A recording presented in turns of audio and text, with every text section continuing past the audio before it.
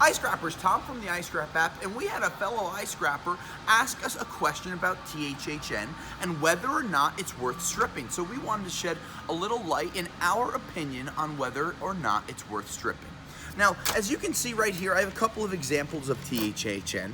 A couple things that you might start to see with some THHN grades. You might start to see a piece of aluminum wrapped around it as a ground, where some of these electrical companies are using a cheaper material for one of the low grade items, and it saves them money and it pretty much serves the same purpose. So of course you want to make sure you take that clean aluminum off and you put it to the side.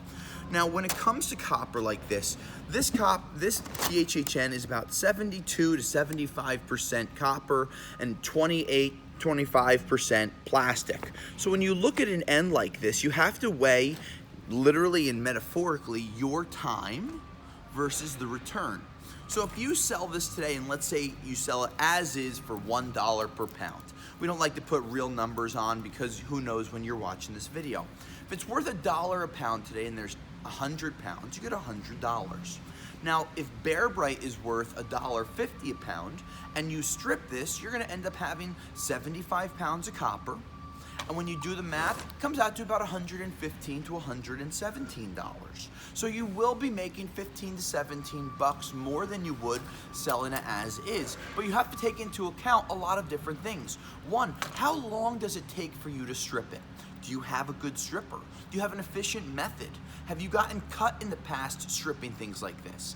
If you've gotten hurt, we really don't recommend stripping really thin things like this. And if you do, you need to make sure you have something much thicker than these plastic gloves, a real leather palmed glove, because we've seen so many people coming into the scrapyard with cuts on their hands trying to hand strip these thinner grades.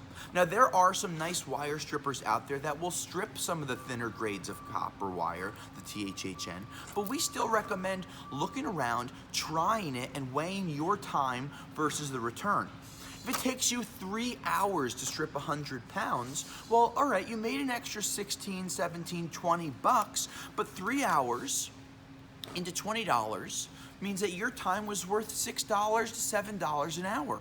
So we always try to compare things. What do you think your time is worth?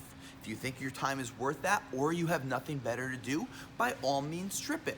But if you think that you can make more money with your scrap in other ways, that's when you want to slow yourself down, do the math a little bit, or ask us at iScrap and we'll tell you what we think.